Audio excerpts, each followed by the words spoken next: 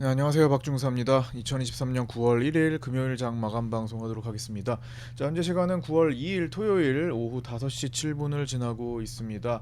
자, 제가 오늘 이제 영상을 찍게 된 이유는 어제 너무나 시장에 큰 변수가 크게 발생했고 그다음에 그날 이제 고용 보고서를 앞두고 있었기 때문에 오늘 미국 증시를 다 보고 내용도 좀 살피고 그다음에 삼성전자의 변수에 대한 내용도 조금 더 디테일하게 좀 체크해 보고 그러고 나서 영상을 올려드리는 게 더 낫겠다라는 생각이 들어서 일단 하루 지나서 오늘 이 시간에 올려드리게 되었습니다. 자, 하나씩 한번 오늘 풀어보도록 할게요. 일단 미국은 이제 8월 고용 보고서가 공개됐는데 뭐 두 가지가 뭐 좋고 나쁨으로 이렇게 나뉘면서 좀 이렇게 대립하면서 끝났습니다. 비농 지표가 일단 신규 고용이 이제 전월 대비 18만 7천 명이 증가했고 이제 컨센 17만 대비 해가지고 조금 소폭 증가한 형태고요.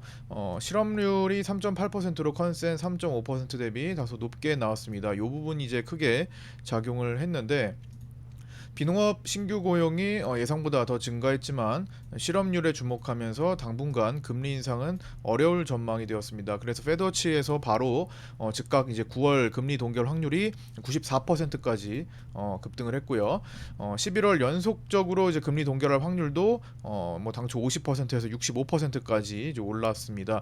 그래서 올해는 어쩌면은 이렇게 되면은 금리 인상이 더 이상 없고 동결로 그리고 내년에 이제 금리 인하로 갈 가능성까지 이제 생긴 거죠. 그래서 시장에 굉장히 이제 어찌 보면 이 부분만 보면은 뭐 추가 급등 요소가 될 수는 있었는데 뭐 바로 이제 로레타 메스터 연준위원이 연설이 있었습니다. 그래서 뭐 어쩌면 이제 시장과 연준의 대결 구도가 뭐 나오는 것 같기도 하고요. 그래서 시장은 금리 동결을 보고 있는데 여전히 연준 위원들은 매파적인 스탠스를 유지하고 있다라는 거. 뭐 고용 시장이 여전히 강하다며 이제 긴축을 이어가야 된다라고 주장을 하면서 시장의 상승분을 좀 눌러서 혼조세로 마감을 했습니다. 그래서 양쪽 나스닥 대립하면서 이제 혼조세로 마감했고 차트 흐름상으로도 나스닥의 흐름 보시면 약간 변곡 구간에 다시 이제 돌입한 것 같습니다. 올라가다가 지난번에 그 지지 받아야 할 자리를 또 정직하게 찍고 올라왔었고 그렇죠. 그 다음에 어느 정도 계속 급반등을 해서 올라왔는데 이제 여기가 또 다른 변곡 구간이 이제 되어가는 것 같습니다. 여기서 이제 힘이 위로 쓰여지면서 전고를 돌파할지 여기서 밀리면서 여기 쌍고점으로 또 형성이 될지는 아직은 불투명하고요. 일단 변곡 구간에서 며칠 좀 지켜봐야 될 것 같습니다. 뭐 변곡 구간에서 이제 또 다른 유의점 정도라고 하나 한다면 엔비디아입니다. 요즘 시장에서 가장 이슈가 크죠.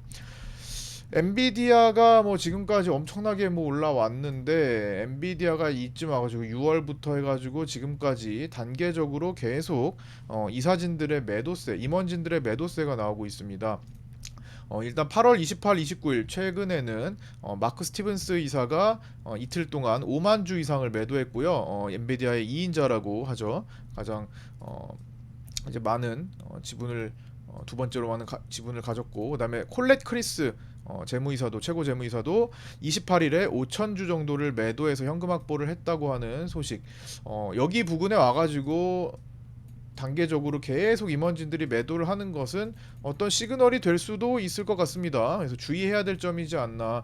우리도 뭐 이제 우리랑은 조금 다르겠지만 그래도 뭐 테마주나 뭐 단기 급등주들을 보면은 보통 이제 꼭지에서 임원진들이 대표이사가 이렇게 뭐 비중을 줄이는 경우 매도를 하고 나가는 경우도 심심찮게 볼 수가 있었죠. 뭐 옛날 대표적으로는 뭐 그 가상화폐로 한참 이슈가 될 때 우리기술 투자도 최고점에서 보통 그런 식으로 엑시트를 좀 한 모습도 있었고 뭐 다양하죠. 그 뒤로도 수많은 종목들이 그렇게 고점에서 엑시트를 한 뒤에 주가가 많이 떨어지는 모습도 볼 수 있었습니다. 그래서 뭐 이런 소식들은 어쨌든 주의를 해야 할 내용 같긴 해요. 그래서 신경을 쓰면 좋겠죠. 아무래도 그래서 나스닥은 그렇고 우리 증시는 금요일에 정말 큰 변수가 생겼습니다. 라이브 방송을 통해 보신 분들은 아시겠지만 그날 정말 제가 오후장에 많은 생각을 하면서 시장을 봤죠.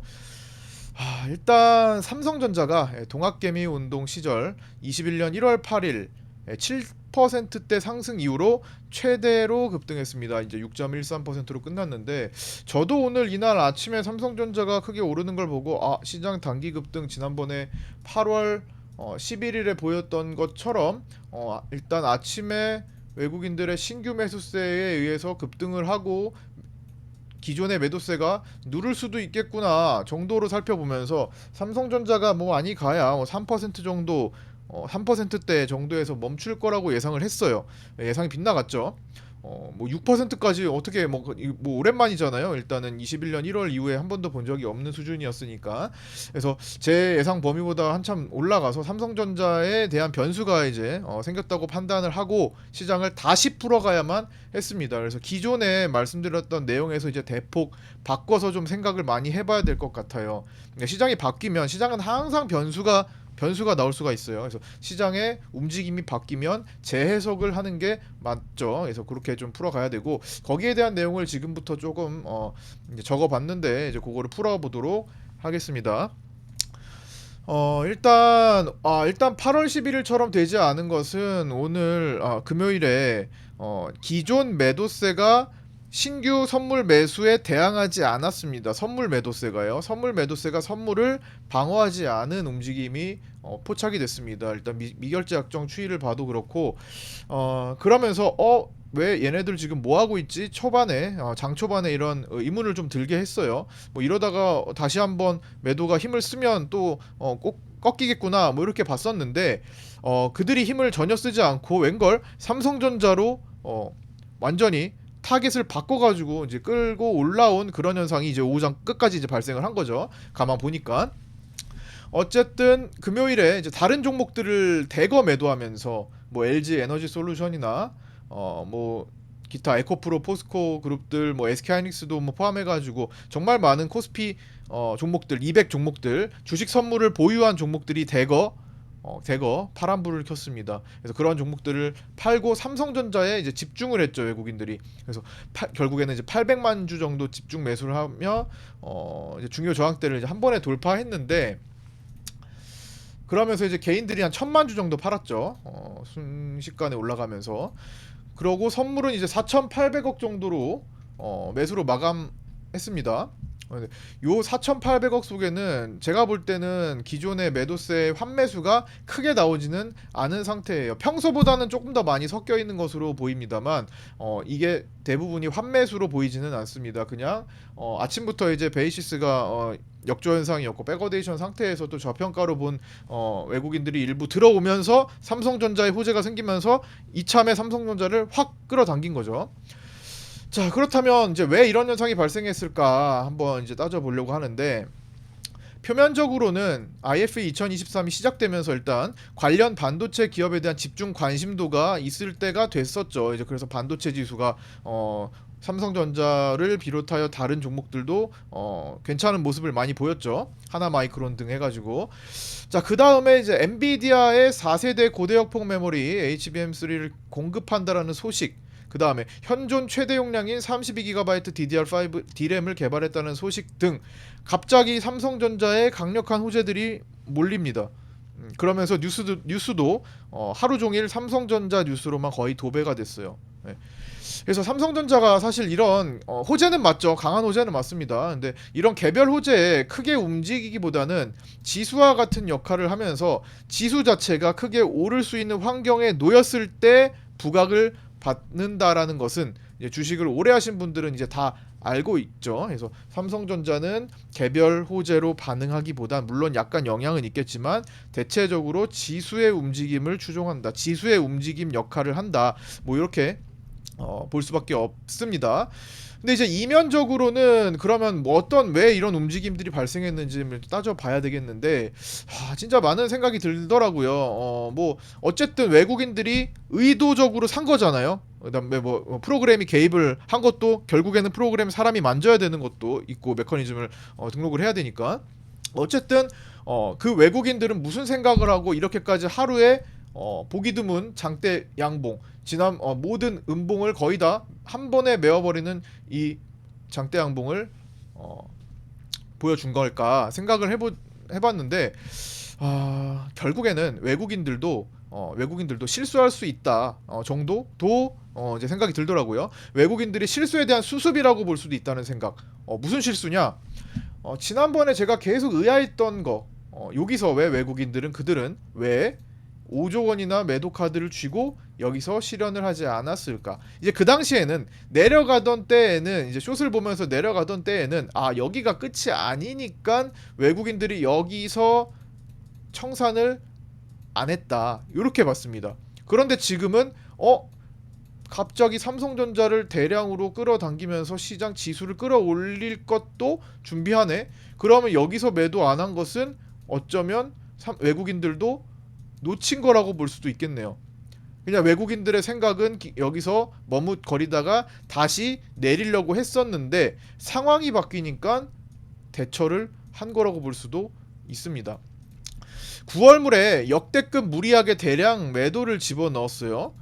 외국인들이 5만 계약, 6만 계약 이렇게까지 넘게 누적으로 선물을 매도해서 쥐고 간 적은 시장 역사상 전례가 없는 일입니다. 있어도 3번 안에 손꼽힙니다. 이제 제 기억에는 거의 한두 번 기억이 거의 없어요. 근데 이제 뭐 그런 것들을 고려해서 많아봐야 3번입니다. 그리고 5조 원까지 넘어갔던 적은 뭐 이번이 처음이거나 한 번 정도 더 있을까 말까 한 수준이에요.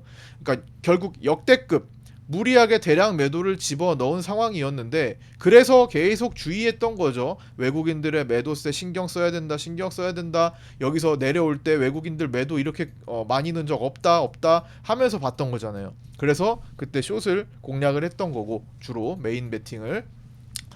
그래서 그렇게 내려왔는데 지난번에 327 언더로 내려갈 무렵에 환매수를 통해서 외국인들이 차익 실현하지 않은 것 이상하죠. 요거 이상한 포인트 하나.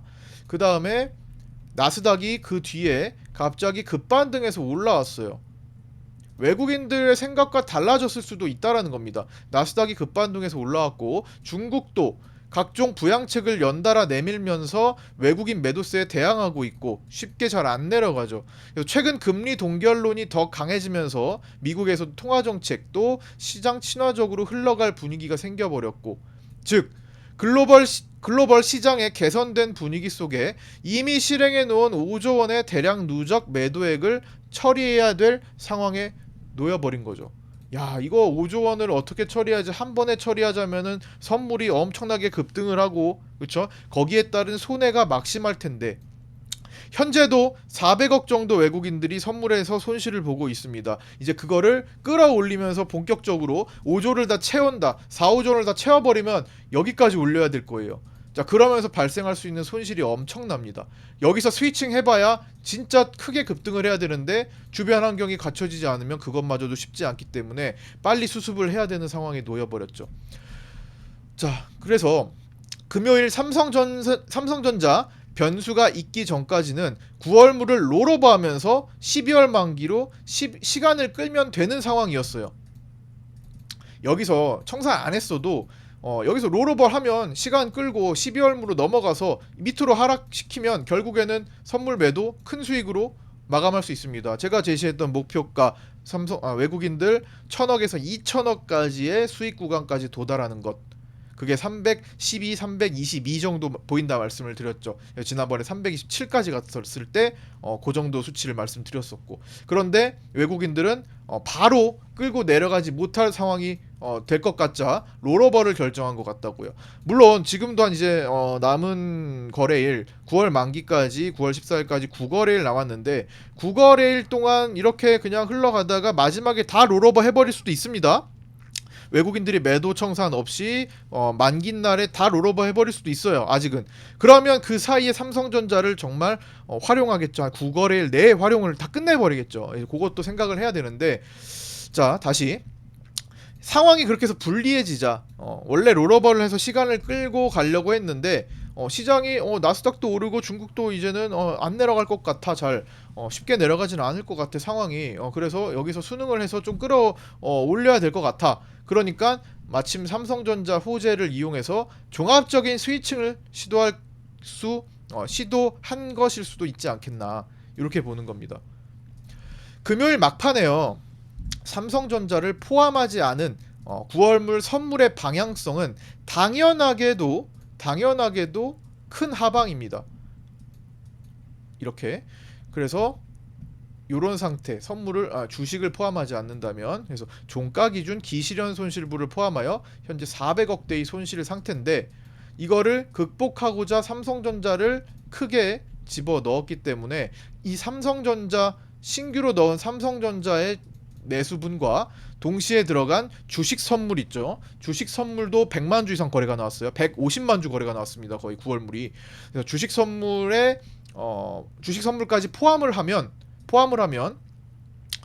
삼성전자의 외국인들이 추가 매도가 크게 안 나오고 삼성전자 중심으로 시장이 오른다고 가정했을 때 빠르면 코스피 200이 345 이상으로만 가져도 역전 현상이 발생할 수도 있는 경우가 생겨버렸습니다.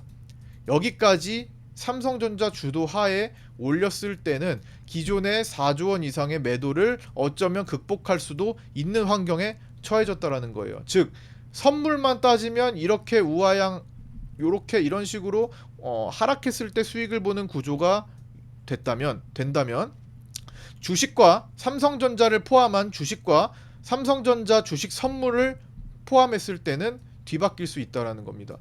이게 크로스되는 지점이 345가 추정이 될 수 있다라는 거예요. 지금처럼 지속적으로 선물 매도를 조금씩 줄여준다고 한다면이겠죠. 매도를 계속 늘리면 그만큼 계속 막히니까 이게 더 올라가겠죠. 퍼센테이지 요게 345에서 350으로 자꾸만 올라갈 수 있겠죠.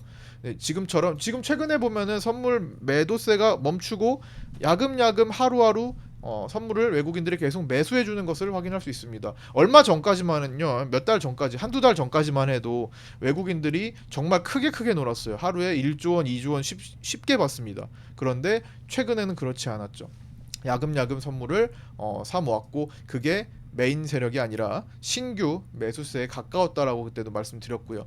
어찌됐든 그렇게 되면 선물의 손실분을 삼성전자 중심으로 메울 수도 있는 일이 발생합니다. 외국인들 입장에서는 선물을 다 끌어올리면서 하는 부담감보다는 삼성전자를 집어넣고 주식에서 커버를 하겠다, 주식 선물에서 커버를 하겠다라는 거죠. 그렇게 되면 선물의 손실분을 삼성전자 중심으로 메울 수 있다. 어디까지나 두 주체를 합쳐놓고 봤을 때가 이제 전제 사항입니다. 합쳐놓고 봤을 때기 때문에 서로 다른 세력이 개입하면서 생기는 변수가 분명히 있고 그 변수도 무시하지 못할 겁니다. 그래서 앞으로 우리는 당분간 포스코, 에코프로 등을 이제 관심을 별로 이제 크게 쓰지 않고 포스코, 에코프로 등이 아닌 이제 다시 삼성전자의 움직임에 크게 주목해야 할 이유가 생겨버린 거죠. 삼성전자를 그냥 저번 얼마 전까지만 해도 이거 거래대금이 무슨 6등이냐 7등이냐 8등이냐 막 이러고 있었다면 이제는 다시 삼성전자에 당분간 크게 주목을 해야 된다라는 겁니다. 선물 매도분을 크게 축소하지 않고 얼마 뒤에 삼성전자에서 어느 정도 차익을 내고 돌아선 순간부터 특히나 주의해야 할 모습이죠. 선물에서 역대급 대량 매도를 진행했던 외국인들이 밑에서 미처 청산하지 못한 아쉬움을 삼성전자를 통해 일부 해지하고 커버해서 다시 돌아서게 될 수도 있는 겁니다. 그래서 12월물이 점점 매도로 금액을 키우는 것을 또 경계를 해야 돼요. 즉 어차피 시장이 단기 반등을 보여줄 환경에 처했으면 삼성전자 채워서 여기서 커버하고 삼성전자 또다시 개인들한테 떠넘겨서 익절하고 부분적으로 커버한 다음에 해지한 다음에 다시 롤오버한 12월물을 가지고 나중에 때려 넣을 가능성도 우리는 신경 써야 된다라는 거. 개인들은 새로운 포모 현상으로 삼성전자가 주목되고 있고 눌릴 때마다 크게 다시 사들일 겁니다. 삼성전자가 지금은 왜 개인들이 막 1,000만 주 이렇게 하루에 팔았잖아요. 갑자기 얼떨결에 올라가니까 매도 반응을 보인 거고 충분히 어느 정도 올라간 다음에 혹은 빠르게 내려갈 수도 있어요. 삼성전자가 이렇게 급등한 다음에 연속으로 쭉 자리 잡는 것도 있었지만 얘는 지수로서 작용을 하면서 이런 식으로 뚝뚝뚝 떨어지는 거 다소 은근히 많이 보입니다. 이런 것도 삼성전자. 뭐 과거에 보시면은 뭐 그냥 간단히 가까운 데만 봐서도 여기서도 뭐 삼성전자 쭉쭉쭉 떨어지는 거 심심치 않게 볼 수 있고, 그 다음에 요때도 있죠. 21년도였나요? 21년도 8월에도 삼성전자 끌어올리는 척하더니 이런 식으로 꽂았던 적도 있었죠. 충분히 가능한 일입니다. 여기서 개인들이 어마어마하게 많이 샀단 말이에요. 떨어지니까. 개인들이 지금 올라갈 때는 못 사고 떨어질 때 이제 살 준비를 한다라는 거죠. 삼성전자의 수많은 호재거리 기사를 봤기 때문에. 그날은 일단 얼떨결에 팔았지만 앞으로 접하는 삼성전자의 호재가 굉장히 크게 느껴질 거고, 삼성전자가 없으면 또 다른 두려움으로 살 준비를 한다라는 거예요. 조금만 눌려봐라, 내가 다시 삼성전자를 사겠다, 뭐 이런 관점으로. 그래서 개인들은 눌릴 때마다 다시 크게 사들이겠지만, 삼성전자는 에코프로나 포스코 등의 움직임과는 체질적으로 전혀 다르기에 또 다른 시간과의 전쟁 속으로 들어가게 될 것 같습니다. 이제 우리는 이제 9월물 외국인 매도 잔량 4조 원과 삼성전자에 들어간 외국인 자금의 향방까지도 같이 살펴야 될 상황에 놓인 것 같습니다. 단계적으로 삼성전자를 이제 71,500원, 그 다음에 7만 뭐 여기 고가 부근 7만 3천 원 부근, 그 다음에 위로 가면 7만 7천 원과 8만 원 부근, 단계적인 저항대로 이제 생각하면서 언제 외국인들이 개인들한테 또 다시 떠넘길지를 우리는 주목을 해야 된다라는 거예요. 그때부터 개인들은 엄청 다시 많이 사들일 거고, 외국인들은 주식 선물과 주식 현물을 모조리 뭐 대량으로 개인들한테 차익 실현하면서 다시 모아온 9월물이 남아 있다면 그 물량이 힘을 다시 쓰게 될 날이 온다라는 거죠. 요걸 주의하면서 앞으로 삼성전자 중심의 시장 환경을 잘 살펴야겠고, 그렇다면 또 이렇게 또 해석해 볼 수 있죠. 당분간은 삼성전자의 차익이 나오기 전까지는 시장이 떨어지지 않겠다. 쉽게 박살나지 않겠다. 뭐 떨어지더라도 어느 정도 부분적으로 자리를 지키고 있겠다 정도를 또 생각해 볼 수 있을 겁니다. 뭐 그에 뒷받침되는 내용은 외국인들이 풋옵션, 원래는 외국인들이 매수를 보통 많이 했죠. 외가격 풋 매수를 보통은 많이 했었습니다. 개인들은 외가 풋 매도를 많이 하면서 하락에 취약한 형태, 하락 대세장에서는요, 지금처럼 하락이 좀 강했던 장세에서는 보통 그렇게 풀어져 왔습니다. 그러나 이번에는 외국인들이 외가의 풋 매도로 공략을 하고 있다는 거. 물론 아주 외가, 극외가는 다 매수인데 외가가 아니어도 등가 부근을 전후로 해가지고 풋 매도 공략을 많이 하고 있다라는 겁니다. 즉 외국인들은 옵션에서 하방 방어 체계를 구축하고 있습니다. 물론 하루 이틀 날 잡고 옵션에서 뭐 100억, 50억 뭐 이런 식으로 대량으로 그 풋 매도를 청산할 수도 있는 거예요. 그게 나오면 제가 바로 단톡방이나 라이브 방송에서 이런 변화가 있습니다라고 안내를 해드리겠죠. 일단 지금 나타난 상황으로는 외국인들은 옵션에서 하방 방어 구축을 하면서 삼성전자를 대량으로 사들여서 선물의 매도분을 해지 커버하고자 한다. 요런 움직임으로 조금 보면서 시장을 풀어가고자 합니다. 일단 제가 바라보는 거는 수급과 전체적인 배팅 포지션, 그리고 외국인들은 아무 생각 없이 매매를 하는 것이 아니라 계획을 가지고 한다라는 관점 하에 외국인들의 의도를 조금 더 한번 생각해 보려고 했던 거고요. 이제 그렇게 해서 정리를 해서 지금까지 조금 올려드렸습니다. 자, 조금 색다른 해석일 수도 있는데요.